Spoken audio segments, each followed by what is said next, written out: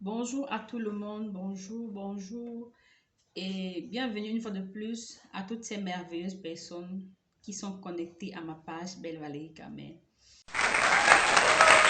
Alors, comment vous allez? Moi, je vais très bien par la grâce de Dieu. Ma réponse, vous savez, ça ne change pas, à moins que ce ne soit externe qui ne dépend pas de moi comme la maladie. Sinon, hormis cela, je vais toujours très bien. Moi, je vais super bien et je vous le souhaite vivement. Alors, comment la nouvelle année a commencé pour vous, les uns et les autres? Chez moi, aussitôt aussi les nouveaux challenges, puisque vous vous souvenez, j'ai eu à faire un live où il était question en fait que chacun de nous prenne des résolutions après une introspection, ça veut dire un travail sur soi. Vous savez, tout le temps, quand je fais parfois des vidéos ou bien des lives, j'exhorte beaucoup de personnes à ne pas souvent pointer le doigt à l'extérieur. Parce que chaque fois quand quelque chose ne va pas de façon générale, c'est toujours à cause de l'autre. C'est toujours à cause d'un élément extérieur. C'est toujours l'autre, ce n'est jamais nous. Dans ce live-là, je, j'exhortais des personnes à faire une introspection, à prendre certaines résolutions sur elles-mêmes. Je peux vous assurer, nous avons un pouvoir et des capacités incommensurables dont nous ignorons. À ce live de ce jour-là, il y a une abonnée qui m'a contacté et qui me dit qu'elle avait été très intéressée. Elle s'est effectivement soumise à cet exercice. Après son introspection, elle s'est rendue compte que la communication dans son couple n'était pas vraiment ça. Et elle était sérieuse et sincère. Elle a compris que c'est ma chose d'elle. Et elle m'a donc demandé comment est-ce qu'elle peut faire pour améliorer la communication dans son couple. Premièrement, naturellement, je l'ai félicitée déjà d'avoir reconnu que c'était à cause d'elle que la communication n'était pas très bonne, pardon, et que quand on a déjà diagnostiqué là où le mal vient, la solution est très très facile, elle est très très simple.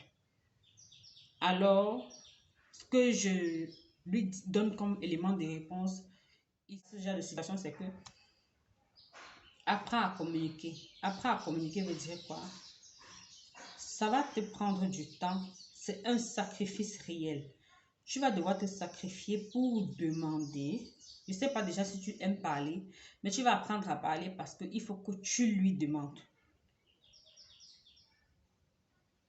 Sincèrement, ce qu'il n'aime pas, ce que tu fais qu'il n'apprécie pas, que tu lui demandes tout ça et que tu sois également prête à écouter ce qu'il va te dire. Aussi désagréable que cela pourra paraître, sois prête à écouter. C'est de là-bas maintenant que tu vas faire beaucoup d'efforts. Et accepte de travailler. Si tu as, si tu as une, deux, trois, quatre choses que tu fais et qui ne l'arrangent pas, tu vas devoir travailler ces choses. Parce qu'il était question qu'on prenne des résolutions et qu'on passe à l'action. Passer à l'action pour toi voudra dire que si c'est un caractère, si c'est une habitude, si c'est ceci, cela, machin, ainsi de suite, tu vas devoir travailler sur ça. Déjà, il faut qu'on note que nous venons d'horizons divers. Nous avons reçu des éducations diverses.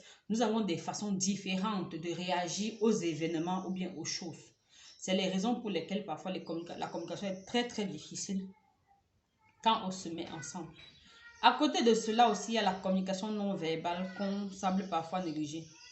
Si moi, j'imagine par exemple que la dame, son mari rentre un soir, par exemple, du travail et qu'elle est là, et lui parle et qu'elle ne réponde pas. Peut-être parce qu'elle est fâchée. Qu'elle ne répond pas parce qu'elle est fâchée. Si son mari n'a pas grandi en sachant que quelqu'un qui ne te parle pas, quand tu lui parles, tu veux forcément dire que tu es fâché. Non. Il y a des couples qui ne marchent pas bien, où la communication n'est pas bonne à cause de ce genre de choses. Est-ce que ce que je fais, ou bien est-ce que comment je réagis, la personne qui est en face de moi, mon vis-à-vis, interprète ça exactement comme ça? Ça, c'est des questions auxquelles il faut répondre. Il y a des gens que quand elles sont fâchées, elles ne parlent pas. D'autres, quand elles sont fâchées, elles parlent beaucoup. Donc, il faut un travail sur toi et ensuite sur ton mari. Donc, tu vas d'abord travailler sur toi, bien même, Parce que quelqu'un qui est malade ne peut pas soigner l'autre. Il faut que toi-même d'abord, ce manquement-là que tu as remarqué, il faut que tu guérisses de cela avant. Est-ce que par exemple, tu rends la communication possible? Déjà qu'elle a expliqué que c'était elle le problème, ça, on comprend qu'elle ne rend pas la communication possible tout le temps. Qu'est-ce que j'appelle rendre la communication possible? C'est permettre à l'autre de s'exprimer. C'est permettre à l'autre de pouvoir s'ouvrir, de pouvoir me parler de ses attentes, de ses désirs, ainsi de suite, de ce genre de choses en fait. Parce que communiquer, c'est quoi? C'est échanger, c'est dialoguer. On ne parle pas seul. Si vous vous mettez à parler à quelqu'un qui ne va pas euh, interagir, ça ne sert à rien. Ça ne va ouvrir les portes aux frustrations, aux malentendus, à beaucoup d'autres choses, à beaucoup de ce genre de petits problèmes qui menacent nos couples, qui menacent nos relations. Pas seulement les couples, mais même les relations amicales généralement. La communication n'est pas toujours ce que ça devrait être. C'est pour ça que tout le temps les gens se plaignent de oh, tel a dit ci de moi, tel a dit ça de moi, tel a dit comme ça, tel m'a traité comme ça, tel m'a fait comme ça, alors que ainsi de suite. La communication, c'est quelque chose de très, très, très important, mais qui est banalisé, surtout dans notre contexte. Je vais toujours dire ça comme ça.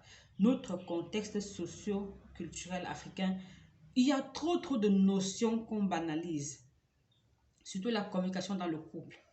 Il y a des moments où, par exemple, je sais que l'autre n'aime pas telle chose, mais je ne m'arrange pas à éviter cela pour pas que la communication soit